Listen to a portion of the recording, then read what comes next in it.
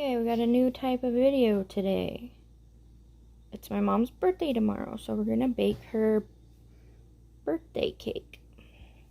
Because she prefers cheesecake to regular cake. So, I'm gonna use the Philadelphia Chocolate Chip Cheesecake recipe. All you need, it's super easy. 2 things of cream cheese.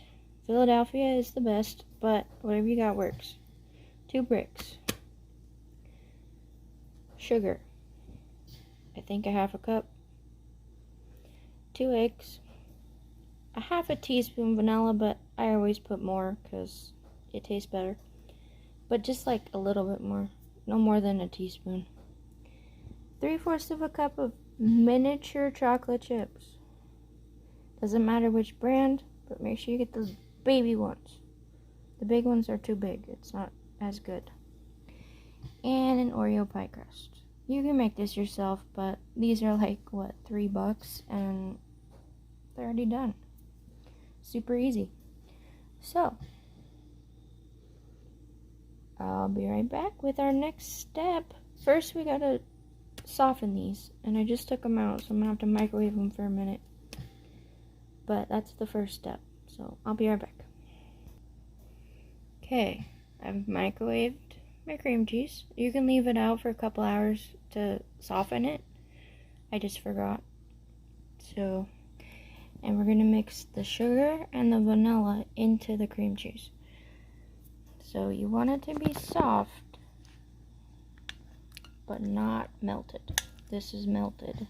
It's a little too soft, but it'll work. Just make sure it's not hot when you put the eggs in, or it's bad news. I did this for like 50 seconds. That was probably too much. 55. I would do 45 at the max, maybe. Just check it. Do like 30 seconds and then check it and stir it. Just want it soft. Okay, now we're going to mix it up. So we're going to put the sugar. Woo. And the vanilla. Best part. Love vanilla. Okay. And you're supposed to use an electric mixer, but everyone's asleep, so I'm not going to do that. I'm going to try and do this with a spoon, so wish me luck. I'll be right back. I need both hands. Okay, this is what it looks like after I stirred in the sugar and the vanilla. It's not the most appetizing thing, but trust me, it's delicious. And you have chunks. It's because I didn't use a stand mixer. If you use a stand mixer, make sure this is thoroughly mixed before you add the eggs, because you don't want the eggs to be over mixed. But I'm happy with this. It'll melt in the oven, so it's fine. So, we're going to add the eggs.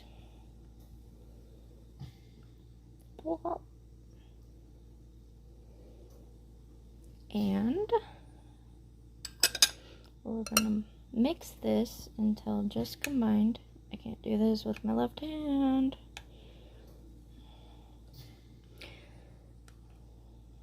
Hold on, let me see. There, that should work. Just stir it up till it's just combined.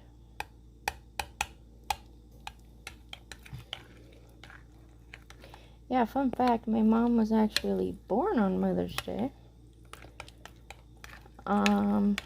Probably shouldn't tell you this, but she was born on her grandma's kitchen table. Because, yeah, the old days. She's not that old, but still. So, we're getting there. It's almost mixed up. I'm going to stop there because we have to add the chocolate chips. It says on the recipe to only add a half a cup of chocolate chips, but I'm a rebel, so we're doing the whole thing. Because you're supposed to save a 1/4 a cup, or a 1/3 of a cup, a 1/4 of a cup for the top, but this is better this way. I like to tweak recipes, so pretty much every recipe I do is never how it's written. So I'll leave this recipe down below. And if I remember, I will put my version and their version, because they're slightly different, but not a lot. Okay, again, you don't want to overmix. So that's done. I'll be right back. One sec. I forgot to tell you guys, preheat your oven to 350 before you do all this. That was my bad. I'll try and put a title card at the beginning. Anyways, so we're going to take this and dump it in here. Make sure this is on a lined cookie sheet, because you do not want this to overflow and end up in the bottom of your oven. Trust me, I've been there. No fun. And you're going to want to take a baking pan and put just maybe a 1/2 inch to 1 inch of water in the bottom, so it creates a steam in the oven, and that will prevent your cheesecake from cracking. And if my cheesecake cracks, you can all laugh at me. But yeah, I've made this cheesecake a bajillion times, and it always cracks, but it makes it so it's not so bad. We'll see if I can get it to not crack this time. I'm going to pour this in there, and I'll be right back. Okay, so this is after I poured it in. And we're going to just flop it down. It's best if you use both hands, but I don't have both my hands right now. Just to get all the little air bubbles out. The crust is kind of flying, but yeah, see how it flattened out a little? Yeah, that's so pretty. I'm excited to bake it. Okay. I'm gonna put the water-filled baking dish in the oven, and then put this on the top. I'm gonna put the water on the bottom shelf, and then this in the middle of the oven, above the water. Anyways, when this is done cooking, I'll be back. I'll show you what it looks like. See if I cracked it, because you never know. And I'll see you in a minute. Bye.